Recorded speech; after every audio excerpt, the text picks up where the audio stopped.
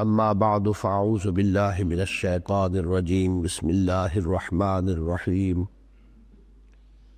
یسبح للہ ما فی السماوات وما فی الارض ملک القدوس العزیز الحکیم هو الذی بعث فی الامیین رسولا منہم یتلو علیہم آیاتہ ویزکیہم ویعلمہم الکتاب والحکمہ وَإِن كَانُوا مِن قَبْلُ لَفِي ضَلَالٍ مُّبِينٍ وَآخَرِينَ مِنْهُمْ لَمَّا يَلْحَقُوا بِهِمْ وَهُوَ الْعَزِيزُ الْحَكِيمُ ذَلِكَ فَضْلُ اللَّهِ يُؤْتِيهِ مَن يَشَاءُ وَاللَّهُ ذُو الْفَضْلِ الْعَظِيمِ صدق اللہ العظیم رب اشرح لي صدری ويسر لي امری واحلل عقدۃ من لسانی یفقہوا قولی۔ آج بھی انشاءاللہ العزیز ہم کل کی طرح دو صورتیں پڑھیں گے، اور کل ہی کے مانند ان میں سے ایک مسبحات میں سے ہے سورۃ الجمعہ۔ اس کا آغاز ہوتا ہے یسبح للہ ما فی السماوات و ما فی الارض سے، اور ایک سورۃ المنافقون جاتا ہے اذا جاءک المنافقون۔ یہ میں عرض کر چکا ہوں کہ اس مجموعے میں 10 صورتوں میں یہ تقسیم ہے کہ 5 صورتوں کا آغاز ہوتا ہے تسبیح باری تعالیٰ کے ذکر سے، اور 5 براہ راست بلا تمہید۔ پھر ان میں سے 3 کے شروع میں فعل ماضی ہے سبحا، اور 2 کے شروع میں فعل مضارع ہے یسبح۔ ان میں سے پہلی یہ سورۃ الجمعہ ہے، لیکن سورۃ الحشر کے آخر میں ہم دیکھ چکے ہیں کہ تسبیح کے لیے پھر فعل مضارع آیا تھا یسبح للہ ما فی السماوات والارض۔ تو اس طرح یہاں بھی 3 کی ایک مساوات ہے، 3 مرتبہ فعل ماضی، 3 مرتبہ فعل مضارع۔ مزید برآں پہلی صورت کا تھا سبح للہ ما فی السماوات والارض، جبکہ 2 صورتیں سورہ صف اور سورہ حشر سبح للہ ما فی السماوات وما فی الارض۔ اسی طرح حشر کے آخر میں یسبح للہ ما فی السماوات والارض ہے، وہاں ما کا اضافہ نہیں ہے، اور ان دونوں صورتوں کے شروع میں یسبح للہ ما فی السماوات وما فی الارض۔ سورۃ الجمعہ کا معنوی طور پر تو جو گہرا ربط ہے وہ سورۃ الصف سے ہے،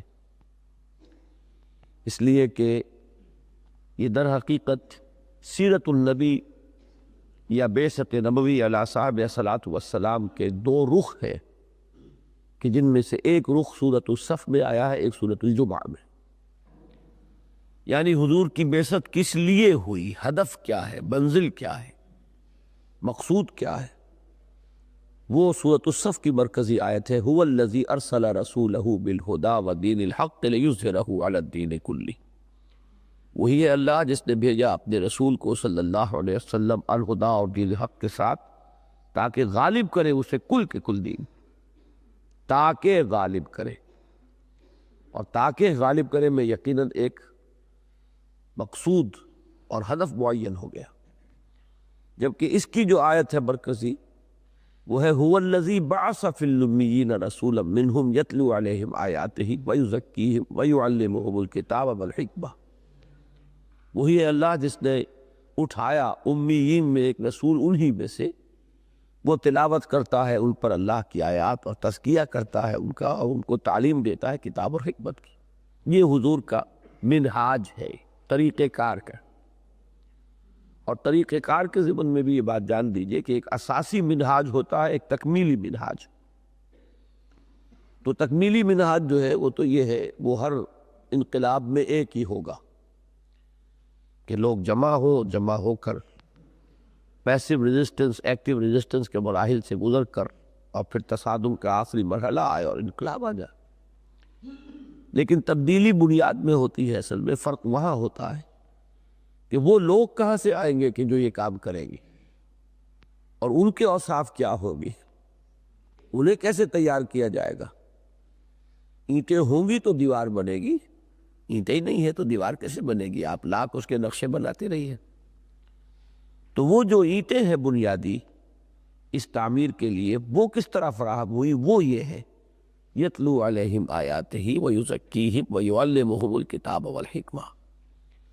تو اس اعتبار سے سورۃ الصف اور سورۃ الجمعہ جو ہے بہت مربوط ہے۔ لیکن ایک پہلو سے سورۃ الجمعہ کا ایک بڑا مناسبت اور مشابہت کا معاملہ آتا ہے سورۃ المنافقون سے، اور غالباً یہی بات ہوگی پیش نظر کہ حضور صلی اللہ علیہ وسلم سے یہ منقول ہے کہ آپ جمعے میں یا تو پڑھا کرتے تھے سبح اسم ربک الاعلی اور هل اتاک حدیث الغاشیہ، اور یا یہ سورہ جمعہ اور سورہ منافقون، بلکہ یہ کبھی کبھی آپ فجر میں بھی پڑھتے تھے سورہ سجدہ اور سورہ دہر کے بجائے یہ سورۃ الجمعہ اور سورۃ المنافقون۔ تو اس میں ایک مشابہت ہے۔ وہ مشابہت کیا ہے؟ ایک تو ظاہری ہے، اس کی بھی 11 آیتیں، اس کی بھی 11 آیتیں، اس کی پہلے رکوع میں 8 آیتیں، دوسرے میں 3، اس کے بھی پہلے رکوع میں 8 آیتیں، دوسرے میں 3۔ پھر ایک ربط ہے، سورۃ الجمعہ کا اختتام ہوتا ہے اس لوگوں کی اس حالت ایمانی کی کمزوری کے ذکر سے کہ آپ خطبہ دے رہے تھے اور وہ لوگ ایک دنیاوی ضرورت یا مشغلے یا تماشے یا کاروبار کے لیے چھوڑ کے چل دیے۔ وَإِذَا رَأَوْا تِجَارَةً أَوْ لَهْوًا انفَضُّوا إِلَيْهَا وَتَرَكُوكَ قَائِمًا۔ اور سورۃ المنافقون کا آغاز ہوتا ہے اذا جاءك المنافقون قالوا نشهد انك لرسول اللہ۔ تو وہ ضعف ایمان یا منافقین کا جو ایک ذکر تھا سورۃ جمعہ کے آخر میں، اب اسی کے ذکر سے سورۃ المنافقون شروع ہوتی ہے۔ تو انٹرلاکنگ جسے کہتے ہیں، یہ دونوں آخری آیت سورہ جمعہ کی اور پہلی آیت سورہ منافقون کی، یہ باہم بہت مربوط، واللہ عالم۔ سورہ جمعہ کی بھی آپ 3 حصے کر لیجئے ذہن میں، پہلی 4 آیات، پھر 4 آیات، پھر 3 آیات۔ پہلی 4 آیات میں تو مرکزی مضمون ہے حضور کا طریقہ کار اور حضور کی بعثت سے متعلق اہم مضامین۔ یسبح للہ ما فی السماوات و ما فی الارض، تسبیح کرتی ہے اللہ کی ہر وہ شے جو آسمانوں میں ہے اور ہر وہ شے جو زمین میں ہے۔ الملک، القدوس، العزیز، الحکیم، یہ اللہ کے 4 اسماء ہیں جو یہاں آئے ہیں۔ وہ بادشاہ حقیقی ہے، وہ پاک ہے، وہ زبردست ہے، وہ حکمت والا ہے۔ یہ نوٹ کر لیجئے کہ میں عرض کر چکا ہوں کہ سب سے بڑا گلدستہ تو اسماء حسنہ کا سورہ حشر کے آخر میں ہے۔ باقی 2 مثالیں قرآن مجید میں یہ اور ہیں جہاں 4 اسماء اکٹھے آئے ہیں۔ ایک سورہ حدید میں هو الاول والآخر والظاہر والباطن، اور ایک یہ ہے الملک القدوس العزیز الحکیم۔ باقی ہر جگہ قرآن مجید میں آپ کو 2 صفتیں یا 2 نام آئیں گے، وَهُوَ العزیز الحکیم، وَهُوَ الغفور الرحیم، وَهُوَ رؤوف الرحیم، مختلف 2 کے جوڑے ہیں، یہ استثناءات ہیں۔ هُوَ الَّذِي بَعَثَ فِي الْأُمِّيِّينَ رَسُولًا مِّنْهُمْ، وہی ہے جس نے اٹھایا امیین میں، امیین کا لفظی ترجمہ ہے ان پڑھ لوگ کہ جن کے ہاں پڑھنے لکھنے کا رواج نہیں تھا، لیکن اصل میں مراد اس سے ہے کہ غیر اہل کتاب، جس میں یہود جنٹائلز کہتے ہیں جنہیں، یہ اہل کتاب کے مقابلے میں لفظ آیا ہے کہ اہل کتاب کے پاس کتاب تھی تو پڑھنے لکھنے کا رواج بھی تھا، ان کے پاس کوئی کتاب نہیں، کوئی شریعت نہیں، لہذا پڑھنے لکھنے کی بھی کوئی ان کے ہاں روایت بنی ہی نہیں۔ ان میں بھیجا ایک رسول، بلکہ اٹھایا اپنا ایک رسول، منہم، انہی میں سے، خود حضور بھی دنیاوی اعتبار سے جو بھی تعلیم کا مروجہ نظام ہوتا ہے اس سے آپ نے کوئی تعلیم حاصل نہیں کی، جو بھی علم دیا اور جتنا بھی دیا جس کا ہم تو کوئی اندازہ ہی نہیں کر سکتے، وہ اللہ نے دیا، براہ راست دیا، وہ علم لدنی ہے، اس میں دنیاوی انداز میں تعلیم و تعلم کا کوئی مسئلہ نہیں ہے۔ کیا کرتے ہیں آپ؟ یتلو علیہم آیاتہ، انہیں اللہ کی آیات پڑھ کر سناتے ہیں، ویزکیہم، اور ان کا تزکیہ کرتے ہیں، ویعلمہم الکتاب والحکمہ، اور انہیں کتاب اور حکمت کی تعلیم دیتے ہیں۔ نبی اکرم صلی اللہ علیہ وسلم کا مقصد بعثت نامی جو کتابچہ میرا ہے، اس میں 24 صفحے کا ایک مقالہ تو ہے، هو الذی ارسل رسولہ بالہدی ودین الحق لیظہرہ علی الدین کلہ، اور 16 صفحے میں میں نے اس آیت کی شرح کی ہے کہ یہ ہے اساسی منہاج حضور صلی اللہ علیہ وسلم کا، تو آپ لوگوں کو پڑھنا چاہیے، سمجھ کر پڑھنا چاہیے۔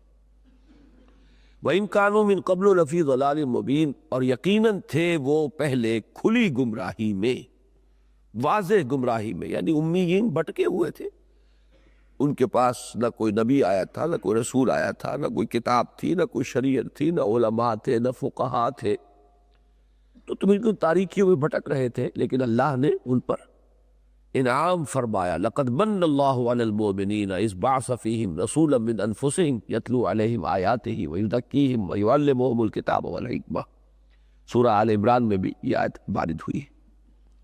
وآخرین منہم، اور کچھ اور لوگوں کے لیے بھی بھیجا، بعث فی الامیین پر عطف ہے آخرین کا، جیسا کہ میں نے عرض کیا تھا کہ حضرت موسیٰ علیہ السلام کی بعثتیں دو ہیں، ایک تو آل فرعون کی جانب اور ایک بنی اسرائیل کی جانب۔ حضور صلی اللہ علیہ وسلم کی بعثتیں بھی دو ہیں، ایک خصوصی بعثت ہے امیین کی طرف، اور ایک عمومی بعثت ہے الی کافۃ الناس بشیرا و نذیرا، پوری نوع انسانی کی طرف۔ تو آخرین میں وہ سب آ گئے جو بھی تا قیام قیامت حضور کی امت میں شامل ہوں گے اور ایمان لائے گی۔ آخرین منہم ہے انہی میں سے، لما یلحقوا بہم، ابھی ان کے ساتھ شامل نہیں ہوئے۔ وہو العزیز الحکیم، اور وہ یقیناً زبردست بھی ہے، کمال حکمت والا۔ ذالک فضل اللہ یؤتیہ من یشاء، یہ اللہ کا فضل ہے، وہ دیتا ہے جس کو چاہتا ہے۔ واللہ ذو الفضل العظیم، اور اللہ بہت بڑے فضل والا ہے۔ یہ فضل کا اشارہ ہو رہا ہے خود حضور پر، ان فضلہ کان علیک کبیرا، سب سے بڑا فضل تو اللہ کا حضور کی ذات اقدس پر ہے۔ پھر امیین جن میں سے حضور تھے، جن کی زبان میں یہ کتاب نازل ہوئی، بہت بڑا فضل ہوا ان پر، یہ رتبہ بلند ملا جن کو مل گیا۔ پھر یہ کہ جو بھی حضور کے پر ایمان لے آئے اور امت کے دائرے میں آ جائے، بہت بڑا فضل اس پر ہو گیا اللہ کا، تو درجہ بدرجہ فضل ہے یہ۔ اب اس کے بعد جیسے حضور صلی اللہ علیہ وسلم کو قرآن مجید دیا گیا اور آپ کی امت وارث بنی قرآن کی، اور ان کے ذمے کیا ہوا کہ اب اس قرآن کو پڑھے، پڑھائے، سیکھے، سکھائے، سمجھے، سمجھائے، اور اس کو عام کرے اور پھیلائے پوری دنیا تک۔ بلغوا انی ولو آیۃ، تو ایک درجے میں یہی ذمہ داری یہود کے اوپر ڈالی گئی تھی کہ حضرت موسیٰ کو تورات دی گئی، اور علماء جو ہے اب اس کے ذمہ دار ٹھہرائے گئے کہ اب وہ اس کتاب کو پڑھے، پڑھائے، سمجھے، سمجھائے، اپنی قوم میں اس کو عام کرے، اس کے مطابق فیصلے کرے۔ لیکن انہوں نے اس کی ذمہ داری کو ادا نہیں کیا، تو وہ معزول ہو گئے، محروم ہو گئے، اور ان کو معزول کر کے محمد رسول اللہ صلی اللہ علیہ وسلم کے ذریعے سے ایک نئی امت قائم کر دی گئی، امت محمد صلی اللہ علیہ وسلم۔ تو مثال اب دی جا رہی ہے کہ اے مسلمانوں، کہیں تم بھی وہی نہ کرنا، جیسے سورہ حدید میں ہم نے دیکھا تھا، وَلَا تَكُونُوا كَالَّذِينَ اوتوا الکتاب من قبل فطال علیہم الامد ولا یکونوا کالذین اوتوا الکتاب من قبل فطال علیہم الامد فقست قلوبہم۔ تو اسی طریقے سے یہاں فرمایا مثل الذین حملوا التوراۃ ثم لم یحملوها، مثال ان لوگوں کی کہ جو حامل تورات بنائے گئے تھے پھر انہوں نے اسے اٹھایا نہیں، اس کی ذمہ داری کو ادا نہیں کیا۔ کمثل الحمار یحمل اسفارا، ان کی مثال اس گدھے کے مانند ہے کہ جس پر کتابوں کا بوجھ لدا ہوا۔ یہ اسفار جو ہے یہ صفر کی جمع ہے، صفر کے معنی کتاب، اسفار اس کی جمع۔ ایک سفر ہے جو ہم کرتے ہیں لاہور سے کراچی کا سفر، سفر کی جمع بھی اسفار ہے۔ ربنا باعد بین اسفارنا، قرآن مجید میں وہ جمع بھی آئی ہے سفر کی جمع، اور یہ جو اسفار ہے یہ صفر کی جمع ہے۔ صفر پیدائش، دی بک آف جینیسس، کتاب پیدائش، تو وہ کتابوں کا بوجھ لادے ہوئے، جیسے گدھے کے اوپر بوجھ لدا ہو تو اسے کوئی فائدہ نہیں، اسی طریقے سے وہ امت جو حامل کتاب الہی بنائی گئی ہو پھر اس کی ذمہ داریوں کو ادا نہ کرے، خام خواہ بس صرف زوم میں رہے ہمارے پاس اللہ کی کتاب ہے، تو وہ اس گدھے کے مانند ہے جس نے بوجھ اٹھایا ہوا ہے۔ اللہم ربنا لا تجعلنا منہ یوں سمجھیے کہ اسی آیت کی شرح ہے جو میرے اس کتابچے میں ہے، مسلمانوں پر قرآن مجید کے حقوق، کیا فرائض تھے، کیا ذمہ داریاں تھیں کہ جو ہم مسلمانوں کو ادا کرنی تھی لیکن ہم نے ادا نہیں کی۔ بئس مثل القوم الذین کذبوا بآیات اللہ، بری ہے مثال اس قوم کی جس نے کہ اللہ کی آیات کو جھٹلایا۔ جھٹلایا کس معنی میں؟ عملاً جھٹلایا، یہ تکذیب عملی ہے۔ قولاً تو بنی اسرائیل نے کبھی تورات کو جھٹلایا نہیں، عملی تکذیب کہ اپنے عمل سے انہوں نے ثابت کر دیا کہ ان کا ایمان نہیں ہے۔ اس لیے کہ اگر ایمان ہوتا تو ان کو شوق ہوتا اس کے پڑھنے کا، سیکھنے کا، سکھانے کا، سمجھنے کا، سمجھانے کا، اس کی قدر و قیمت کا انہیں احساس ہوتا، اس کی عظمت کا ادراک ہوتا۔ یہی معاملہ ہمارے اوپر آئے گا۔ اسی بات سے اپنے آپ کو تولیے کہ ہمارا بھی جو طرز عمل ہے اس امت کا مجموعی، وہ گویا کہ زبان حال سے یہ اقرار کر رہا ہے کہ ہمیں اس کے کتاب اللہ ہونے پر اعتماد نہیں، ورنہ کیسے ممکن ہے کہ ہم اور سب کچھ پڑھ لیتے، پی ایچ ڈی کر لیتے، اور کہاں سے ایم ایس کر کے کہیں سے آئے ہیں، کوئی کسی جگہ سے کر کے آیا ہے، ساری فنون اور علوم، لیکن اس کتاب کو پڑھنے سمجھنے کے لیے ہمارے پاس وقت نہیں۔ تو یہ چیز ثابت کرتی ہے کہ ویلیو سٹرکچر کیا ہے، ہم نے کس چیز کو کیا مقام دیا ہے، کس چیز کو کتنی اہمیت دی۔ واللہ لا یہدی القوم الظالمین، اور اللہ ظالموں کو ہدایت نہیں دیتا۔ اس کے کیا معنی ہے؟ زبردستی ہدایت نہیں دیتا، جیسے کہ ہم سورہ صف میں پڑھ چکے، واللہ لا یہدی القوم الفاسقین واللہ لا یہدی القوم الظالمین۔ اللہ تعالیٰ نے اختیار دیا ہے، جو ہدایت کا طالب ہوتا ہے اسے ہدایت دیتا ہے، اور جو ہدایت کو قبول کرنا نہیں چاہتا زبردستی اللہ تعالیٰ اگر جبر کرے تو پھر اس کا اجر و ثواب کا ہے کا۔ قل یا ایھا الذین ہادوا، اے نبی کہہ دیجئے اے وہ لوگوں کہ جو یہودی ہوئے، ان زعمتم، اگر تمہیں یہ زوم ہے، یہ گمان ہے، یہ تم اس خیال خام میں مبتلا ہو، انکم اولیاء للہ من دون الناس، کہ تم اللہ کے خاص چہیتے محبوب اور دوست ہو لوگوں کے علاوہ اور لوگوں سے ہٹ کر، اللہ کو تم سے خصوصی پیار ہے، بہت محبت ہے۔ اس آیت میں اگرچہ الفاظ میں صراحت نہیں ہے، لیکن آپ ربط پر غور کریں گے تو سبب بتایا جا رہا ہے کہ مسلمان قوم بے عمل کیوں ہو جاتی ہے، کتاب الہی کے حامل ہونے کے باوجود اس سے بے اعتنائی کیوں برتتی ہے، کہ زوم یہ ہو جاتا ہم تو بخشے بخشائے ہیں۔ جسے یہ زوم ہو جائے کہ ہم بخشے بخشائے ہیں، اسے محنت کرنے کی کیا ضرورت؟ ہم تو چہیتے ہیں، لاڈلے ہیں، ہم تو امت مرحوم سے تعلق رکھتے ہیں، ہمارا تو ان کے ساتھ تعلق ہے، ان کے دامن سے وابستہ ہے، ہم تو اسرائیل کی اولاد ہیں، ابراہیم کی نسل سے ہیں، یا ہم تو محمد کے امتی ہیں صلی اللہ علیہ وسلم۔ اب یہ جب زوم آ گیا تو یہ زوم انسان کو مستغنی کر دیتا ہے عمل سے۔ پھر ضرورت کیا ہے عمل؟ عمل میں تو کچھ قربانی دینی پڑتی ہے، محنت کرنی پڑتی ہے، تکلیف اٹھانی پڑتی ہے، تو یہ سارے کام تو آدمی وہاں کرے جہاں وہ محسوس کرے کہ ناگزیر ہے میری نجات کے لیے، اس کے بغیر نجات کا اندیشہ ہے کہ نجات حاصل نہ ہو۔ لیکن جسے یہ پتا ہو کہ نجات تو ہے ہی ہے، تو وہ میں سمجھتا ہوں کہ پھر بہت ہی کوئی شاذ ہی لوگ ہوں گے جو اس تصور کے بعد بھی کوئی محنت کرنے کے لیے تیار ہو۔ تو یہ ہے اصل سبب، تو ان کا زوم توڑا جا رہا ہے، اور یہ بھی در حقیقت خطاب بنی اسرائیل سے نہیں ہے، یہ بھی بنی اسرائیل کے پردے میں ہمیں بتایا جا رہا ہے کہ دیکھنا تم بھی کہیں اسی زوم میں مبتلا نہ ہو جانا۔ ہم نے تمہیں اب قرآن دیا ہے جیسے کہ انہیں تورات دی تھی، انہوں نے اس کا حق ادا نہیں کیا، معزول ہو گئے۔ ایسا نہ ہو کہ تمہارا بھی کوئی ایسا ہی حشر ہو۔ اگرچہ ایک فرق ہے، بنی اسرائیل بحیثیت امت معزول ہو گئے، امت محمد بحیثیت امت معزول نہیں ہوگی، اس لیے کہ آخری امت ہے، اب کوئی اور رسول تو آنے والے نہیں۔ البتہ اس میں اقوام معزول ہوتی رہے گی، کبھی کسی کے ہاتھ میں اللہ جھنڈا تھما دے گا اپنے دین کا، اپنی کتاب کا، کبھی کسی کے ہاتھ میں تھما دے گا۔ ان تتولوا یستبدل قوما غیرکم، عربوں کو ہٹایا، ترکوں کو لے آئے۔ اس کے بعد یہ ہے کہ اللہ آپ پتہ نہیں کس کو قبول فرماتا ہے، اس کا چوائس ہے۔ اللہ یستفی من الملائکۃ رسلا ومن الناس، اللہ کا چوائس تھا، جس کو چاہتا تھا رسول بناتا تھا۔ اب بھی جس قوم کو چاہے گا یہ قرآن اس کے ہاتھ میں تھما دے گا کہ لو بھائی اب اس کے امین ہم نے تمہیں بنایا، ہوگا وہ امت محمد ہی کے اندر صلی اللہ علیہ وسلم، اس امت سے باہر نہیں جائے گا، لیکن امت میں قوموں کی، اقوام کی جو ہے ان کا رد و بدل ہوتا رہے گا۔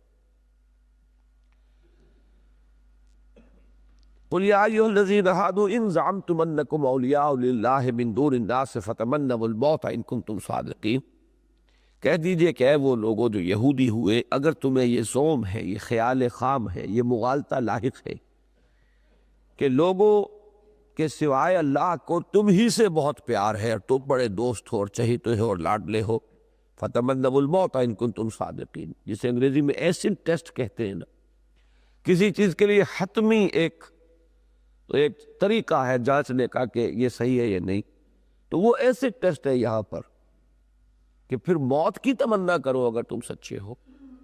دوست سے ملنے کی آرزو ہوتی ہے یا اس سے دور رہنے کی خواہش ہوتی ہے؟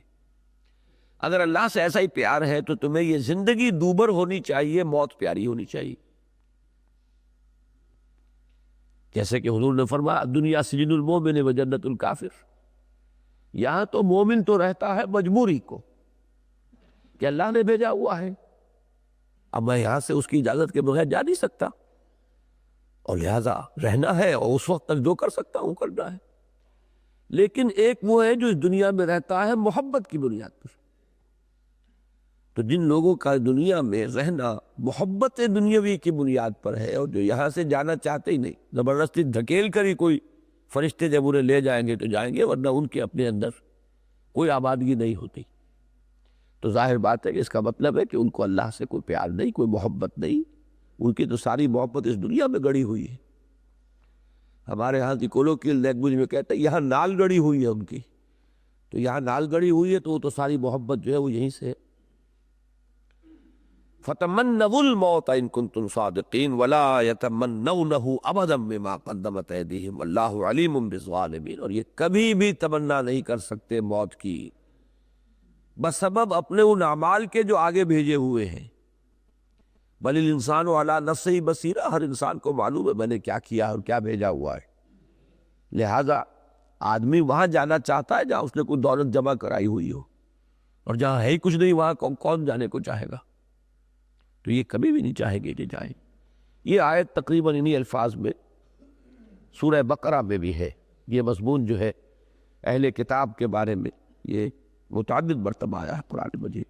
اب اس میں بھی یہ کہ میرے اور آپ کے لیے وہ ایسڈ ٹیسٹ جو ہے، لٹمس پیپر اب ہمارے ہاتھ میں بھی ہے کہ ہم میں سے ہر شخص بھی اپنے گریبان میں جھانکے کہ آیا زندگی کی طول کی خواہش ہے یا زندگی کا ہر سانس جو ہے وہ ایک لائبلٹی محسوس ہو رہا ہے۔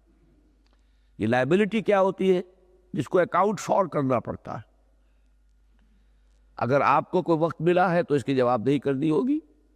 عن عمرہ فیما افناہ وعن شبابہ فیما ابلاہ، ایک یہ ہے کہ ڈیوٹی ہے، رہنا ہے، وہ تو دوسرا مسئلہ ہے، جانا نہیں ہے یہاں سے، خودکشی جو ہے وہ حرام ہے۔ جو پلیس آف ڈیوٹی ہے اس سے آپ، جس نے آپ کو معین کیا ہے وہاں پر اس کی اجازت کے بغیر نہیں ہل سکتے۔ البتہ یہ ہے کہ اس سے کوئی پیار اور محبت اگر دل میں ہے، خود یہاں رہنے کو اگر جی چاہتا ہے، تو پھر یہ معاملہ جو ہے یہ پھر مشابہ ہو جائے گا اس طرز عمل کے جو ان آیات میں آ رہا ہے۔ قُلْ إِنَّ الْمَوْتَ الَّذِي تَفِرُّونَ مِنْهُ فَإِنَّهُ مُلَاقِيكُمْ، اے نبی ان سے کہہ دیجئے کہ وہ موت جس سے تم بھاگتے ہو وہ خود تم سے ملاقات کر لے گی، وہ سامنے آن کھڑی ہوگی، خواہ کتنا ہی تم اس سے بچنا چاہو، اس سے فرار کے لیے کوئی جگہ نہیں ہے۔ ثم تردون الی عالم الغیب والشہادہ، پھر تم لوٹا دیے جاؤ گے چاروں ناچار، خواہی نہ خواہی، چاہے تمہیں پسند ہو چاہے ناپسند، تردون فعل مجہول ہے، لوٹا دیے جاؤ گے الی عالم الغیب والشہادہ، اس ہستی کی طرف کہ جو غیب اور حاضر سب کا جاننے والا ہے، اس سے کوئی چیز تمہاری مخفی نہیں۔ لا یخفی علیہ شیء فی الارض ولا فی السماء، آسمانوں اور زمین کی کوئی شے اس پر مخفی نہیں۔ فَيُنَبِّئُكُم بِمَا كُنتُمْ تَعْمَلُونَ، پھر وہ تمہیں جتلا دے گا جو کچھ کہ تم کرتے رہے تھے۔ تو پہلی 4 آیات میں کیا تھا؟ حضور کا مقصد بعثت، حضور کا طریقہ کار، منہاج، اور نمبر 2 یہ کہ آپ کی 2 بعثتیں، بعثت خاص الی اہل العرب الی الامیین، اس کے فرائض آپ نے از خود انجام دیے بنفس نفیس۔ ایک بعثت عمومی الا کافۃ الناس بشیرا ونذیرا وما ارسلناک الا کافۃ الناس بشیرا ونذیرا، اس کے فرائض کی ادائیگی کس کے حوالے کی؟ امت کے حوالے کی۔ اب تم پہنچاؤ، اس کے لیے قرآن ان کو تھما دیا۔ قد ترکت فیکم ما ان اعتصمتم بہ لن تضلوا ابدا، کتاب اللہ میں چھوڑ کر جا رہا ہوں، کتاب اللہ۔ اب یہ کام کرنا تھا مسلمانوں کو، نہیں کیا، اس کا سبب کیا ہے؟ وہ 4 آیات میں آ گیا۔ کتاب سے بے اعتنائی، اس کی ذمہ داری ادا نہ کرنا۔ کیوں نہ کرنا؟ کہ زوم ہو جاتا ہے کہ ہم تو ہے ہی بخشے بخشا، اللہ کے چہیتے اور لاڈلے۔ اب تیسرے حصے میں جمعے کا حکم ہے، خاص طور پر اس کی عظمت، اس کی فضیلت، اس کی فرضیت، اس کی حکمت۔ حکمت تو یوں واضح ہو جائے گی کہ یہ جو عمل تھا حضور صلی اللہ علیہ وسلم کا، یتلو علیہم آیاتہ ویزکیہم ویعلمہم الکتاب والحکمہ، اسی کا دوام اور تسلسل ہے جو امت میں قائم کر دیا گیا۔ یہ تعلیم بالغہ کا نظام ہے جو امت میں قائم کر دیا گیا۔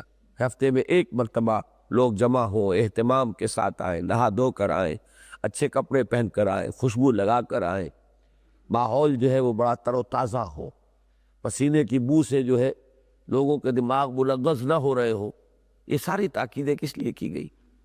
تاکہ اب کوئی نائب رسول ممبر رسول پر کھڑا ہو کر وہی کام کرے، یتلو علیہم آیاتہ ویزکیہم ویعلمہم الکتاب والحکمہ۔ یہ ہے اصل میں، اور اگر وہ انقلابی ٹرمینالوجی استعمال کرے تو یہ حزب اللہ کا ہفتے وار اجتماع ہے، اس انقلابی پارٹی کا۔ اولئک حزب اللہ الا ان حزب اللہ هم المفلحون، یہ پڑھ چکے نا ہم سورہ مجادلہ میں۔ تو ہر انقلابی پارٹی کے اجتماعات ضروری ہوتے ہیں، کس لیے؟ تاکہ جو بھی اس کے ورکرز ہیں ان کے ذہنوں کے اندر اپنا مقصد واضح رہے۔ اگر مقصد دھندلا جائے گا تو ان کی کمٹمنٹ کم ہو جائے گی، ان کا جذبہ کم ہو جائے گا۔ اگر کوئی فکری طور پر غبار آ گیا ہے تو وہ جھاڑا جاتا رہے، اور ان کا ذہن جو ہے بالکل کلیئر رہے اپنے کانسیپٹس میں اور اس میں کہ ہمارا ہدف کیا ہے، کدھر جانا ہے۔ اس کے لیے وقتاً فوقتاً ان کا جمع ہونا، اپنا جو انقلابی لٹریچر ہے اس کا مطالعہ کرنا، یہ بہت ضروری ہے۔ تو یہی تو ہو رہا ہے اس میں جمعے میں، اور ہوتا کیا ہے؟ اسلام کی جو انقلابی جماعت ہے حزب اللہ، اس کا انقلابی لٹریچر کیا ہے؟ یہ قرآن۔ اور کیا کرتے تھے حضور خطبے میں؟ کان صلی اللہ علیہ وسلم یقرأ القرآن ویذکر الناس، تذکیر بالقرآن، یاد دہانی قرآن کے ذریعے سے۔ تو یہ در حقیقت اس حزب اللہ کا ہفتے وار اجتماع ہے۔ البتہ اس کی اپنی شان ہے، جیسے ہمارے تہوار ہیں، عید اور بقرعید، تو کیا دنیا کے تہواروں کا رنگ کچھ اور ہے، ہمارا رنگ کچھ اور ہے۔ ہم جاتے ہیں، باہر جاتے ہیں، میلے کا انداز بھی ایک ہوتا ہے، ایک سیلیبریشن بھی ہوتی، لیکن ہم کھڑے ہو کر 2 گانا جو ہے نماز کا وہ ادا کرتے ہیں، خطبہ ہوتا ہے، تذکیر ہوتی ہے۔ اسی طرح ہمارا یہ اجتماع جو ہے، اس میں 2 رکعت نماز بھی ہے، اپنی عبدیت کا اظہار بھی ہے، اللہ سے اپنے قول و قرار کی تجدید بھی ہے، پھر اس میں وہ خطبہ ہے۔ خطبے نے اصل میں بنایا ہے جمعے کو جمعہ۔ چنانچہ اب یہ چیزیں جو ہے، یہ زیادہ وقت نہیں ہے، اجمالاً یہاں آ گئی۔ یا ایھا الذین آمنوا اذا نودی للصلاۃ من یوم الجمعۃ فاسعوا الی ذکر اللہ وذروا البیع۔ اے ایمان والو، جب پکارا جائے نماز کے لیے جمعے کے دن، ویسے تو نماز کے لیے جمعے کے دن بقیہ 4 نمازوں کے لیے بھی پکارا جاتا ہے، فجر، عصر، مغرب، عشاء، لیکن یہ اصل میں مراد کیا ہے؟ جمعے کی نماز۔ فاسعوا الی ذکر اللہ، تو لپکو اللہ کی یاد کی طرف، وذروا البیع، اور کاروبار اور خرید و فروخت چھوڑ دو، حرام ہے، مطلق ہے۔ پھر یہ کام چاہے کتنا ہی جائز کاروبار ہو، وہ حرام ہو جاتا ہے۔ اذان ثانی کے بعد، اصل اذان وہی ہے۔ حضور کے زمانے میں ایک ہی اذان ہوتی تھی، جبکہ خطبہ شروع ہوتا تھا تو اذان۔ یہاں ذکر اللہ کے معنی کیا ہے؟ اول تو خود نماز ذکر اللہ ہے، اقم الصلاۃ لذکری، اور زیادہ اہمیت کے ساتھ سمجھ لیجئے کہ خطبہ مراد ہے یہاں پر۔ اس کے لیے یہ لفظ ذکر یہاں پر آیا ہے۔ اس کے لیے ایک حدیث بھی اب وقت نہیں ہے کہ میں آپ کو سناؤں وہ۔ ذالکم خیر لکم ان کنتم تعلمون، یہی تمہارے لیے بہتر ہے کہ تم سمجھو۔ فاذا قضیت الصلاۃ، پھر جب نماز ادا ہو چکے، فانتشروا فی الارض، تو اب یہ فعل امر ہے، لیکن یہ فعل امر استحباب کے لیے ہے، لازم نہیں ہے کہ منتشر ہو جاؤ زمین میں، تم منتشر ہو سکتے ہو۔ اب قدغن ختم ہو گئی، کاروبار کی حرمت جو ہے اسی وقت تک ہے جب تک کہ نماز ادا نہیں ہوئی۔ اب تم پھیل سکتے ہو زمین میں اور تلاش کرو اللہ کے رزق کو، وَاذْكُرُوا اللَّهَ كَثِيرًا لَعَلَّكُمْ تُفْلِحُونَ، اور اللہ کو کثرت کے ساتھ یاد رکھو تاکہ تم فلاح پاؤ۔ یعنی یہ بھی نہ ہو کہ بس نماز ہی ذکر ہے، باقی گئے اور غافل ہو گئے، بلکہ یہ کہ اس میں بھی کام میں بھی مصروف رہو، اللہ کو دل میں موجود رکھو، حاضر رکھو، استحضار اللہ فی قلب۔ وَإِذَا رَأَوْا تِجَارَةً أَوْ لَهْوًا انفضوا إِلَيْهَا وَتَرَكُوكَ قَائِمًا۔ یہ ایک خاص واقعہ تھا کہ جو ہو گیا تھا، غلے کی کمی تھی بہت شدید، حضور خطبہ دے رہے تھے، ادھر سے گھنٹیاں بج گئی قافلے کے آنے کی، کیونکہ گردنوں میں ان کے جو اونٹوں کے گھنٹیاں پڑی ہوتی تھی، گھنٹیوں کی آوازیں معلوم کوئی قافلہ آ گیا، تو کوئی غلہ آ گیا شام سے امپورٹ ہوتا تھا وہاں غلہ، تو لوگ فوراً لپک گئے، ایسا نہ ہو کہ ختم ہو جائے اور ہم یہیں مصروف رہے۔ اس کا نقشہ کھینچا گیا ہے، اور اس میں ایک تعویل بڑی عمدہ یہ ہے کہ اس وقت جمعے کا خطبہ بھی نماز کے بعد ہوتا تھا، جیسے عیدین میں ہوتا ہے۔ تو جیسے کہ عید میں ہمارا تصور ہوتا ہے نماز تو ہو گئی، اب تو خطبہ ہی ہے نا، نماز اصل مقصد نماز تھا، آپ نے پورا کر لیا، تو غالباً یہ بات بھی کچھ لوگوں کے ذہن میں ہوگی کہ نماز تو ادا ہو گئی، اب خطبہ ہی ہے، کوئی بات نہیں۔ تو اس خطبے کی جو خصوصی اہمیت ہے، کیونکہ خطبے ہی نے تو بنایا ہے جمعے کو جمعہ، ورنہ نماز تو 4 رکعت ہوتی ہے ظہر میں۔ تو فرمایا جب انہوں نے دیکھا تجارت کا معاملہ، کاروبار اور سودا، یا کوئی کھیل کود تماشا، انفضوا الیہا، تو وہ اس کی طرف دوڑ گئے، چلے گئے، متوجہ ہو گئے۔ وَتَرَكُوكَ قَائِمًا، اور اے نبی آپ کو چھوڑ گئے کھڑے ہوئے، آپ یعنی خطبہ ارشاد فرما رہے تھے کھڑے ہو کر۔ قُلْ مَا عِندَ اللَّهِ خَيْرٌ مِّنَ اللَّهْوِ وَمِنَ التِّجَارَةِ، فرما دیجئے کہ جو کچھ اللہ کے پاس ہے وہ کہیں بہتر ہے تجارت سے بھی اور کسی کھیل تماشے سے بھی۔ واللہ خیر الرازقین، اور یقیناً اللہ ہی ہے بہترین رزق دینے والا، اصل رازق تو وہ ہے۔ تمہارے اس طرز عمل سے اللہ پر توکل کا بھی کچھ کمی کا مظاہرہ ہوا ہے، اور اس کا بھی کہ تم نے اس خطبے کی اہمیت کو نہیں سمجھا۔ تو یہ تیسرا حصہ ہے، اس پر یہ سورہ مبارکہ ختم ہوئی، اب اذان دے دی جائے۔ اذا جاءك المنافقون قالوا نشهد انك لرسول اللہ، جیسا کہ میں نے عرض کیا تھا سورہ منافقون کے بھی 2 ہی رکوع ہیں، 11 آیتیں ہیں، پہلے رکوع میں 8، دوسری میں 3۔ نفاق کے موضوع پر یہ مختصر ترین لیکن جامع ترین صورت ہے قرآن مجید کی۔ پہلی 8 آیات میں نفاق کی حقیقت، نفاق کے مدارج، نفاق کے جو خطرناک عواقب اور نتائج ہیں، نفاق کی علامات کیا ہے، وہ سب بیان ہے۔ اور دوسرے رکوع کی 3 آیات میں نفاق سے بچنے کی، یا اگر وہ اس کی چھوت لگ گئی ہو تو اس سے نجات پانے کی کیا شکل ہے۔ تو کوئی موضوع رہا نہیں اس میں، اس کا احساس ہو گیا ہے نفاق سے متعلق۔ جب آتے ہیں آپ کے پاس منافق اور وہ کہتے ہیں کہ آپ گواہ ہیں اس پر کہ آپ اللہ کے رسول ہیں، واللہ یعلم انک لرسولہ، اور اللہ خوب جانتا ہے اے نبی کہ آپ اللہ کے رسول ہیں، اللہ سے بڑھ کر کس کے علم میں ہو گئی یہ بات۔ واللہ یشہد ان المنافقین لکاذبون، لیکن اللہ گواہی دیتا ہے کہ یہ منافق جھوٹے ہیں، ان کے دلوں میں وہ یقین نہیں ہے، یہ صرف زبان سے کہہ رہے ہیں، تصدیق قلبی سے محروم ہے، اگرچہ اقرار باللسان کر رہے ہیں۔ اتخذوا ایمانہم جنۃ، انہوں نے اپنی قسموں کو اپنے لیے ڈھال بنا لیا ہے۔ فصدوا عن سبیل اللہ، پھر وہ رکتے ہیں اور روکتے ہیں اللہ کے راستے سے۔ صدا یسدو فعل لازم بھی ہے، فعل متعدی بھی، رکنا اور روکنا، خود بھی اللہ کی راہ سے رکتے ہیں اور دوسروں کو بھی روکتے ہیں۔ اب عن سبیل اللہ نوٹ کیجئے، جہاد فی سبیل اللہ، انفاق فی سبیل اللہ، قتال فی سبیل اللہ، اصل میں تو اسی سے روکتے تھے، وہ نماز پڑھنے سے تو نہیں روکتے تھے، اس میں کیا جاتا ہے؟ ذرا سی محنت ہے، مشقت ہے، کوئی جان و مال کا کوئی ایسا نقصان نہیں ہے۔ نمازیں تو وہ پڑھتے تھے، نماز پڑھے بغیر تو انہیں مسلمان کوئی شبہ نہیں نہ کرتا۔ وہ آج کا زمانہ تو نہیں تھا کہ کوئی نماز پڑھے نہ پڑھے مسلمان ہے۔ اصل میں جس چیز سے جان ان کی جاتی تھی وہ یہی ہے، جان اور مال کا کھپانا، انفاق فی سبیل اللہ، جہاد فی سبیل اللہ، قتال فی سبیل اللہ۔ اس سے خود بھی رکتے تھے، دوسروں کو بھی روکتے تھے، اس لیے کہ دوسرے جائیں گے تو ان کا نہ جانا نمایاں ہو جائے گا۔ اور پھر جب ان سے پوچھتے تھے کہ کیوں نہیں نکلے، کیوں نہیں گئے، تو جھوٹی قسمیں کھا کے جھوٹے بہانے بنا کر اپنے آپ کو بری کرا لیتے تھے۔ انہم ساء ما کانوا یعملون، یقیناً بہت برا ہے وہ طرز عمل جو انہوں نے اختیار کیا ہے۔ ذالک بانہم آمنوا ثم کفروا فطبع علی قلوبہم، یہ اس لیے کہ وہ ایمان تو لائے تھے، وہ ایمان لائے مگر پھر وہ کفر کر چکے ہیں، اب وہ ایمان ان کا زائل ہو چکا ہے۔ اپنی اس کم ہمتی، بزدلی، پست ہمتی، دنیا کی محبت، جان اور مال کا عزیز ہونا، ان چیزوں کی وجہ سے محروم ہو چکے۔ فطبع علی قلوبہم، پھر ان کے دلوں پر مہر کی جا چکی ہے، فہم لا یفقہون، تو اب وہ نہیں سمجھتے، اب ان کے پاس وہ تفقہ حقیقی جو ہے، حقیقی فہم وہ نہیں رہا۔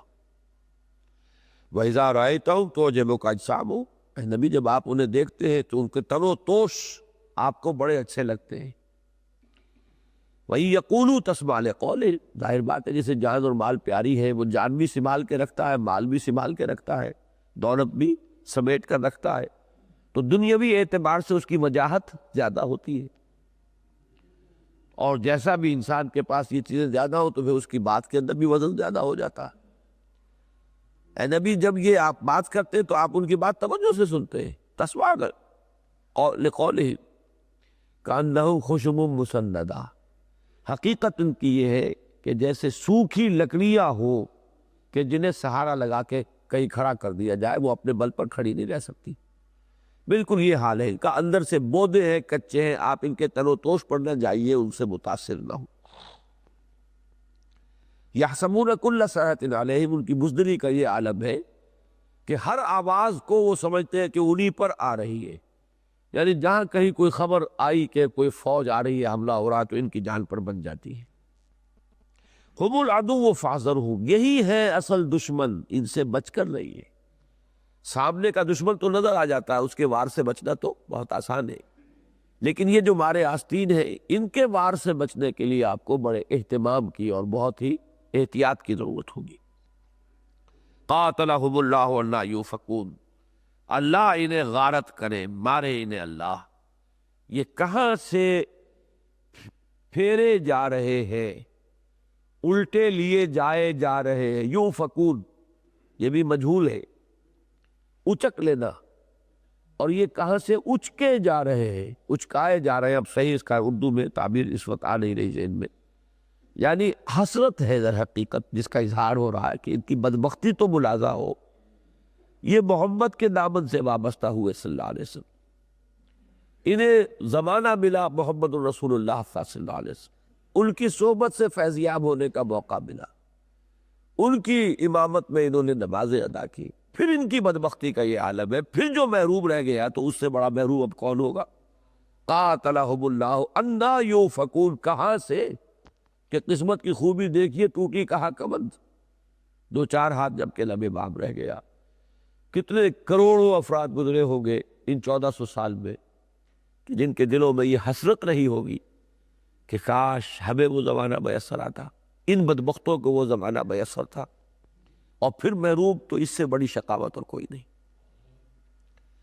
وَإِذَا قِيلَ لَهُمْ تَعَالَوْا يَسْتَغْفِرْ لَكُمْ رَسُولُ اللَّهِ، اور جب ان سے کہا جاتا ہے آؤ تمہارے لیے اللہ کے رسول مغفرت استغفار کرے اللہ سے، یعنی آؤ اپنی غلطی مان لو، تقصیر کو تو قبول کر لو کہ ہم سے خطا ہو گئی، خود معافی چاہو حضور سے بھی، اور حضور سے درخواست کرو کہ حضور ہمارے لیے اللہ سے بھی استغفار فرمائیے، تو اللہ کے رسول استغفار کریں گے تمہارے لیے، اور اللہ ان کے استغفار کو قبول فرمائے گا۔ لیکن ان کے دلوں میں تو روگ تھا، جب ان سے یہ کہا جاتا تھا لووا رؤوسہم، تو اپنے وہ سروں کو مٹکاتے ہیں، نہیں جی نہیں نہیں، کیا جانا ہے، ہم خود ہی نہیں کر لیں گے اللہ سے استغفار۔ اب یہ ان کا انداز ہے، وَرَأَيْتَهُمْ يَصُدُّونَ، تم دیکھتے ہو وہ رک جاتے ہیں، نہیں جاتے حضور کی خدمت میں. وَهُمْ مُسْتَكْبِرُونَ، اور ان میں استکبار ہے، گھمنڈ ہے، غرور ہے. سَوَاءٌ عَلَيْهِمْ اسْتَغْفَرْتَ لَهُمْ أَمْ لَمْ تَسْتَغْفِرْ لَهُمْ. اب اپنے اس طرز عمل سے نبی اپنے آپ کو محروم کر چکے ہیں آپ کے استغفار سے، اس درجے تک، اس حد تک کہ اگر آپ استغفار کریں گے ان کے لیے تب بھی اللہ قبول نہیں فرمائے. برابر ہے ان پر کہ آپ ان کے لیے استغفار کریں یا نہ کریں. لن یغفر اللہ لہم، اللہ انہیں ہرگز معاف نہیں فرمائے. ان اللہ لا یہدی القوم الفاسقین، اللہ ایسے فاسق لوگوں کو ہدایت نہیں دیتا. یہ مضمون جو ہے سورہ توبہ میں پھر اپنے پورے عروج پر پہنچ کر آیا ہے کہ ان تستغفر لہم 70 مرۃ لن یغفر اللہ لہم، اگر آپ 70 مرتبہ بھی استغفار کریں گے ان کے لیے تب بھی اللہ ان کے لیے آپ کے استغفار کو جو ہے ان کی مغفرت نہیں فرمائے. تو یہ گویا کہ جو میں کہہ رہا تھا کہ انجام کیا ہے نفاق کا، کہ اس کے لیے یہ تعبیر ہے، یا تو سورہ نساء میں آئی ہے کہ ان المنافقین فی الدرک الاسفل من النار، منافق جو ہے وہ آگ کے سب سے نچلے طبقے میں ہو گئے جہنم کے. اور یا یہ محرومی ہے کہ حضور صلی اللہ علیہ وسلم کے استغفار سے یہ محروم کر دیے گئے. ہم الذین یقولون لا تنفقوا علی من عند رسول اللہ، یہی ہے وہ لوگ جو کہتے ہیں کہ مت خرچ کرو اللہ کے رسول کے پاس جو لوگ ہیں ان پر. کیونکہ منافقین اکثر و بیشتر جو ہے وہ تو اہل مدینہ ہی میں سے تھے. اوس اور خزرج کے لوگ جو یہود کے زیر اثر تھے، ان قبیلوں کی دوستیاں تھیں یہودی قبائل کے ساتھ، تو یہودیوں کو ان دوستیوں کے ذریعے سے اپنے اثرات ان میں پہنچانے کا موقع ملتا تھا. اسی لیے اتنے زور شور کے ساتھ سورہ ممتحنہ میں، سورہ مجادلہ میں دوستی سے منع کیا گیا ہے کہ اہل کفر کی دوستی جو ہے وہ تمہارے لیے جائز نہیں ہے، کیونکہ وہ تو پھر اس کو ذریعہ بنائیں گے. سورس آف ویکنس ہے یہ امت مسلمہ کے لیے اور اقامت دین کی جد و جہد کے لیے. تو ان لوگوں کا معاملہ کیا تھا کہ وہ کہتے تھے انصار سے، صحابہ کرام جو تھے، کہ تم نے خواہ بھک منگو گو ان کی بھیڑ جو ہے جمع کر رکھی ہے، تم ان پر خرچ کرتے ہو، ان کی ضروریات کی کفالت کرتے ہو. مہاجرین مراد ہیں، حضور صلی اللہ علیہ وسلم کے ساتھ آئے ہوئے اہل جو مہاجرین تھے، کہ تم نے ان کو پناہ دی. بھک منگے لوگ، لٹے پٹے لوگ، اب جو خرچ نہ کرو تو یہ سب ان کا نشہ حرن ہو جائے گا. یہ جہاد فی سبیل اللہ اور حضور سے محبت اور اللہ کی محبت، یہ چونکہ تم کھانے کو دے رہے ہو اس لیے. یہ میں بہت ننگے الفاظ میں ان کے جذبات کی ترجمانی کر رہا ہوں، اور یہ بات جب دنیا میں ہوتی ہے تو اسی طرح ہوتی ہے پھر، کہ آرام سے بیٹھے ہوئے کھانے کو مل رہا ہے، تم نے اپنے پیٹ کاٹ کاٹ کر ان کو کھلایا، اپنی دکانیں تقسیم کر دی، اپنے مکان تقسیم کر دیے. اس وجہ سے یہ سارا ان کے اوپر جو ہے یہ جہاد اور محبت خداوندی، یہ سارا نشہ جو ہے حرن ہو جائے گا. اگر ذرا تم اپنا ہاتھ روک لو تو پتہ چل جائے گا کہ کتنا عشق ہے رسول کا اور کتنی محبت ہے اللہ سے. ہم الذین یقولون لا تنفقوا علی من عند رسول اللہ حتی ینفضوا، یہ بھیڑ چھٹ جائے گی. مت خرچ کرو تم ان لوگوں پر جو اللہ کے رسول کے ارد گرد جمع ہے، یہاں تک کہ وہ منتشر ہو جائے، خود ہی چلے جائیں. کھانے کو نہیں ملے گا تو سارا شوق جو ہے یہ پھر ختم ہو جائے گا. وَلِلَّهِ خَزَائِنُ السَّمَاوَاتِ وَالْأَرْضِ، اب اللہ کا تبصرہ کیا ہے، ان بدبختوں کی سوچ کیا ہے اور حقیقت کیا ہے. آسمانوں اور زمین کے کل خزانے اللہ کے دست قدرت میں ہے، اس کے اختیار میں ہے. وَلَكِنَّ الْمُنَافِقِينَ لَا يَفْقَهُونَ، لیکن ان منافقین کو سمجھ نہیں ہے، یہ اپنے پیمانوں سے ناپ رہے، انہیں کیا معلوم کہ اللہ کا اختیار کیا ہے اور اللہ اپنے بندوں کی ضروریات کہاں سے کس طور سے پوری کرتا ہے. یقولون لئن رجعنا الی المدینہ، ایک جنگ کے موقع پر ایسا ہو گیا تھا، واپس آ رہے تھے تو کچھ جھگڑا ہو گیا دو صحابہ میں، ہو جاتا ہے دنیا میں، جہاں برتن ہو کھڑک ہی جاتے. تو ایک انصاری کا اور ایک حضرت عمر کے تھے خادم جو ان کے گھوڑے سواری وغیرہ کو سنبھالتے تھے، ان کا آپس میں جھگڑا ہو گیا. وہ حضرت عمر کے جو خاتم تھے، غالباً حضرت جہجہ نام تھا ان کا، انہوں نے وہ جس انصاری سے جھگڑا ہوا تھا اس کو کوئی لات مار دی، زور کا پاؤں جو ہے مارا. اب طوفان اٹھا دیا عبداللہ ابن ابی نے کہ ان کی یہ جرت، ہمارے ٹکڑوں پر پلنے والے، ان کی جرت ہو گئی کہ آج یہ ہمارے ساتھ دو بھی مقابلے پر آ گئے، ایک طوفان اٹھا دی. یہ سب کچھ اس لیے کہ تم نے ان کے ساتھ یہ معاملہ کیا ہے، تم نے ہی، بلکہ الفاظ اس بدبخت نے وہ استعمال کیے. عربی کا ایک محاورہ ہے، سمن کلبک یا کلک، اپنے کتے کو کھلا پلا کے موٹا کرو، کسی دن تمہیں کو کاٹے گا. یہ معاملہ ہو رہا ہے ہمارے ساتھ کہ ہم نے انہیں کھلا پلا کر جو ہے ان کو پالا ہے، اور آج یہ ہمارے منہ کو آ گئے. اب ہم مدینے پہنچ جائیں، ان سب کو نکال باہر کریں گے. یہ اس کو تو موقع چاہیے تھا نا، کوئی موقع ہو جس پر کہ وہ اپنے خوب سے بات ان کا اظہار کر سکے. موقع مل گیا اس کو. یہ قول ہے وہ یقولون لئن رجعنا الی المدینۃ لیخرجن الاعز منها الاذل.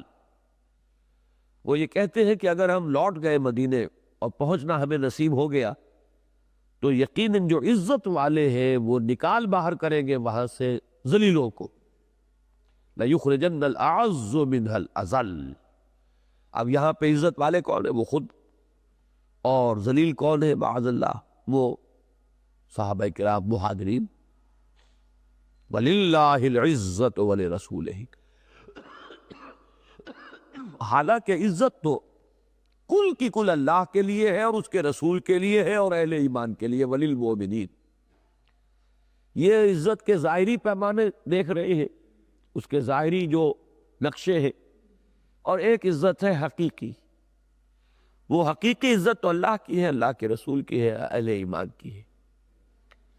وَلِلَّهِ الْعِزَّةُ وَلِرَسُولِهِ وَلِلْمُؤْمِنِينَ وَلَكِنَّ الْمُنَافِقِينَ لَا يَعْلَمُونَ. لیکن منافقین علم نہیں رکھتے، انہیں سمجھ نہیں ہے، یہ جانتے ہی نہیں کہ عزت کہتے کس ہے، عزت کی حقیقت کیا ہے، عزت کس کی ہے. اب جو 3 آیات ہیں ان میں جیسا کہ میں نے عرض کیا تھا، نفاق کا علاج بھی اور نفاق سے بچاؤ کی تدبیر بھی. نفاق ایک مرض ہے، اسی لیے اس کی پہلی کیفیت جو ہوتی ہے اسے قرآن مجید میں مرض ہی سے تعبیر کیا گیا. فی قلوبہم مرض فزادہم اللہ مرضا. ایک بیماری ہے، ایک روگ ہے. تو اس روگ کے اسباب کیا ہے، روگ کے علامات کیا ہے، اس بیماری کی خطرناکی کا کیا عالم ہے، یہ جتنی بھی اصطلاحات ہوتی ہے کسی بیماری کے ضمن میں، ان سب کے حوالے سے وقت نہیں تھا، ورنہ میں ایک اصطلاح کے حوالے سے بیان کرتا اس وقت، اور کیا ہے، میرے دروس میرے موجود ہے، کیسٹس کی شکل میں ہے. لیکن یہ کہ اب علاج کے بارے میں آپ کو معلوم ہے وہ بھی 2 علاج ہوتے ہیں. پریونٹیو کہ حفظان صحت کا اصول جس کے تحت بیماری ہونے نہ پائے، بچاؤ اس کا کیا ہے، ٹیکہ پہلے ہی لگوا لو تاکہ اسمال پاکس ہونے نہ پائے، ہیضہ ہونے نہ پائے. تو یہ پریونشن ہے، and prevention is better than cure, یہ اصول ہے. دوسرا یہ کہ اگر ہو جائے تو پھر اس کا ازالہ کیا ہے. یہ 2 ہی معاملے ہوتے ہیں ہر مرض میں. تو یہاں بھی آپ دیکھیں گے کہ پہلے پریونشن بتائی گئی ہے، نفاق سے بچنے کی شکل کیا ہے. یا ایھا الذین آمنوا لا تلھکم اموالکم ولا اولادکم عن ذکر اللہ. اہل ایمان تمہیں تمہارے مال اور تمہاری اولادیں اللہ کی یاد سے غافل نہ کرنے پائیں. اللہ یہ نہیں کہتا کہ تم مال سے بالکل ہی محبت نہ کرو، ٹھیک ہے، مال دنیا کے استعمال کی چیز ہے، مال کو ضائع کرنے کا حکم نہیں دیا، لیکن یہ ہے کہ مال کی محبت اللہ کی یاد سے غافل کر دے، بس یہ اب خطرناک ہے. اب یہ ریڈ لائٹ آ گئی، اس سے خبردار ہو جاؤ. لا تلھکم اموالکم ولا اولادکم عن ذکر اللہ. اب آپ نے دیکھا کہ سورہ جمعہ کے ساتھ اس دوسرے رکوع کی وہاں بھی ذکر تھا، فسعوا الی ذکر اللہ واذکروا اللہ کثیرا لعلکم تفلحون. تو یہاں بھی مشابہت ہے کہ پہلی چیز جو نفاق سے بچانے والی ہے وہ اللہ کا ذکر ہے. البتہ یہ کہ اللہ کا ذکر سے مراد کیا ہے وہ میں نے مفصل بحثیں کی ہوئی ہے کہ ذکر اور ذریعہ ذکر میں فرق ہے. ذکر کیا ہے؟ استحضار اللہ فی القلب، دل میں اللہ کی موجودگی، اس کے لیے ذریعہ ہے جو ہم زبان سے کہتے ہیں سبحان اللہ، اللہ اکبر، الحمدللہ، لا الہ الا اللہ. یہ ذریعہ ذکر ہے. نماز ذریعہ ذکر ہے. اقم الصلاۃ لذکری، نماز کو قائم کرو میری یاد کے لیے. اگر یہ سب چیز ہو رہی ہے لیکن دل میں اللہ کی یاد نہیں آئی تو پھر آپ کو اپنی محنت کا کوئی اجر و ثواب تو مل جائے گا لیکن ذکر کی برکت حاصل نہیں ہوگی. ذکر تو تبھی ہوگا جب دل میں اللہ کی یاد آ گئی. ذرائع ذکر ہو رہے ہیں اور ذکر نہیں ہو رہا تو اس کا پھر وہ نتیجہ تو نہیں نکلے گا، اس کے اثرات جو ہے زائد نہیں ہوں گے. تو پہلی بات تو یہ وہ حدیث میں نے سنائی کئی دفعہ کہ جب اللہ کا ذکر ہوتا ہے انسان کے اندر، اللہ کی یاد ہوتی ہے دل میں، تو شیطان بھاگ جاتا۔ شیطان جو ہے اس دل کے قریب نہیں پھٹک سکتا۔ دل آباد، گھر آباد ہے، یہ اس گھر کے آباد ہونے کی وجہ سے کوئی نہیں آئے گا وہاں، کوئی جن بھوت وہاں آ کے اپنا ڈیرا نہیں لگائے گا۔ لیکن خانہ خالی را دیو بھی گیرت، گھر خالی پڑا ہو تو جن آ کے ڈیرا لگائے گا۔ اسی طریقے سے جو دل اللہ کی یاد سے خالی ہے اس پر آ کر شیطان حملہ آور ہوتا ہے، وہ اپنی تھوتنی جما کر وہاں اور پھوکے مارنی شروع کر دیتا۔ یہی ہے یوسوس فی صدور الناس من الجنۃ والناس۔ تو پہلی چیز کیا ہے؟ یا ایھا الذین آمنوا لا تلھکم اموالکم ولا اولادکم عن ذکر اللہ ومن یفعل ذلک فاولئک ھم الخاسرون۔ جو کوئی یہ کرے گا تو پھر وہی خاسر ہے، خسارے میں وہ رہیں گے۔ اس لیے کہ گویا کہ آپ نے مرض کے لیے جگہ بنا دی خود۔ یہی وہ بات ہے جو سورہ حریر میں ہم نے پڑھی تھی کہ منافقین جب یہ کہیں گے میدان حشر میں کہ کیا ہم تمہارے ساتھ نہیں تھے، الم نکم معکم، تو جواب کیا دیں گے؟ بلا ولکنکم فتنتم انفسکم، تم نے اپنے آپ کو اپنے ہاتھوں فتنے میں ڈالا۔ انسان اپنے آپ کو اپنے ہاتھوں فتنے میں کب ڈالتا ہے؟ جب مال اور اولاد سے وہ محبت، اللہ اور اللہ کی محبت، اللہ کے رسول کی محبت اور اللہ کی راہ میں جہاد کرنے کی محبت سے بڑھا دیتا ہے، تو گویا کہ خود فتنے میں ڈالا۔ اب اس کے بعد خسارہ ہی خسارہ ہے، پھر تو ٹوٹا ہی ٹوٹا ہے، بربادی ہی بربادی ہے۔ تو وَمَن يَفْعَلْ ذَلِكَ فَأُولَٰئِكَ هُمُ الْخَاسِرُونَ۔ تو یہ تو ہو گیا پریونشن۔ اب اگر کہیں کوئی چھوٹ لگ گئی، کسی کو یہ احساس ہوا کہ کہیں میرے اندر بیماری کا کوئی حملہ ہے، اور یہ بھی میں بارہا عرض کر چکا ہوں کہ اس کا احساس اسی کو ہوگا جس میں ایمان ہوگا، ورنہ تو اگر بالکل ہی نفاق رہ گیا، وہاں پر ایمان کی کوئی رمق رہی نہیں، تو یہ احساس ہی نہیں ہوگا۔ پھر یہ احساس انہی کو ہوگا۔ لا یخافہ الا مومن وما امنہ الا منافق۔ نفاق سے اپنے آپ کو محفوظ اور معمول سمجھتا ہے صرف منافق، اور نفاق کا اندیشہ اور خطرہ اور خوف ہوتا ہے صرف مومن کو۔ ذرا سا میل آیا تو وہ تو چونک جائے گا، یہ کیا ہو رہا ہے؟ اسے معلوم ہے کہ کتنی بڑی تباہی سامنے ہے، اگر میں نے اس کا فوراً ازالہ نہ کیا، یہ میل آ گیا ہے، اس کو دھونا ضروری ہے، یہ نجاست جو ہے اس آلودگی سے پاک کرنا ضروری ہے اپنے آپ کو۔ یہ کس کو احساس ہوگا؟ جس میں کچھ ایمان ہوگا، وہی نا۔ تو اس لیے خطاب ہے یا ایھا الذین آمنوا سے۔ جو گئے وہ تو گئے، گون ڈاؤن دی ڈرین، جو گندی نالیوں میں بہہ گئے، ان کے ریکلیم کرنے کا کوئی سوال نہیں ہے۔ بچاؤ کن کے لیے مقصود ہے؟ کہ جو بچے ہوئے ہیں ان کو راستہ بتایا جا رہا ہے کہ تم اس راستے پہ کہیں نہ نکل جانا۔ اور اگر کبھی محسوس کرو کہ کوئی آلودگی ہے، جیسے کہ حضرت حنظلہ کا واقعہ آتا ہے، نافق حنظلہ، تو انہیں ایک احساس ہوا نا کہ معلوم ہوتا ہے کوئی نفاق کا میرے اوپر تو حملہ ہو گیا۔ تو اب اس کا ازالہ کیسے ہوگا اگر یہ احساس ہو گیا ہے کسی وجہ سے؟ تو فرمایا وَأَنفِقُوا مِمَّا رَزَقْنَاكُمْ، خرچ کرو اس میں سے جو ہم نے تمہیں دیا ہے۔ یعنی نفاق کا علاج کیا ہے؟ انفاق۔ یہ صرف ایک حرف بڑھا ہے اس میں، اسے الف کہہ لے یا حمزہ کہہ لے، ٹیکنیکلی یہ حمزہ کہلاتا ہے۔ وہ الف جس پر کوئی حرکت ہے یا جس پر جزم لگا ہو وہ حمزہ ہے، تو یہ حمزہ ہے، حمزہ اضافہ ہو گیا نفاق میں، انفاق۔ تو نفاق کا علاج کیا ہے؟ انفاق، خرچ کرنا اللہ کی راہ میں۔ اس لیے کہ اصل سبب ہے مال کی محبت، دنیا کی محبت، اس سبب کو کم کرنے کے لیے خرچ کرو، دو اللہ کی راہ میں یہ مال۔ وَأَنفِقُوا مِمَّا رَزَقْنَاكُمْ مِن قَبْلِ أَن يَأْتِيَ أَحَدَكُمُ الْمَوْتُ، اس سے پہلے کہ تم میں سے کسی کی موت آن پہنچے۔ کل بھی میں نے وہ بتایا تھا نا کہ توبہ کا دروازہ کب تک کھلا ہے؟ مَا لَمْ يَغَرْغَرْ، جب تک کہ وہ موت کے آثار شروع نہ ہو جائے توبہ کا دروازہ کھلا ہے۔ اسی طرح انفاق بھی عین جب موت سرانے آ گئی ہو اور آدمی کہے کہ میں اب سب کچھ دیتا ہوں، تو وہ دینا اب اللہ کے ہاں قبول نہیں ہے۔ اس سے پہلے حدیث میں ایک لفظ آتا ہے کہ جب کہ تم صحیح ہو اور صحت مند ہو، اس حالت میں جو انفاق کرو گے اور جو صدقہ دو گے وہ ہے اصل صدقہ۔ بیمار ہو کر اور جب کہ موت سر پہ کھڑی نظر آئے تو پھر تو آدمی سارا جاتا دیکھیے تو آدھا دیجئے بانٹ، وہ تو پھر شکل یہ ہوتی ہے انسان کی۔ تو وہ چیز جو ہے پھر اللہ کے ہاں وہ قابل قبول نہیں ہے۔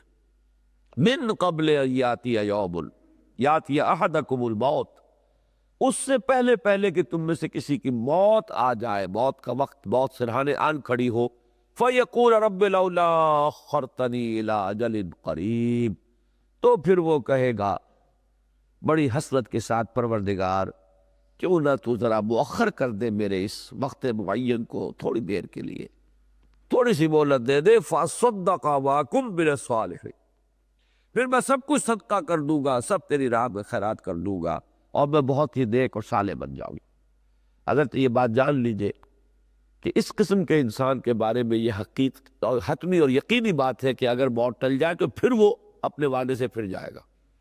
پھر صورت وہی ہوگی جو ہم سورہ توبہ میں ان 3 آیتوں کے حوالے سے بار بار پڑھ رہے ہیں، وَمِنْهُمْ مَنْ عَاهَدَ اللَّهَ لَئِنْ آتَانَا مِنْ فَضْلِهِ لَنَصَّدَّقَنَّ وَلَنَكُونَنَّ مِنَ الصَّالِحِينَ، وہی الفاظ یہاں ہیں، فَأَصَّدَّقَ وَأَكُن مِّنَ الصَّالِحِينَ، کہ میں سب کو صدقہ کر دوں گا اور بہت ہی نیک بن جاؤں گا۔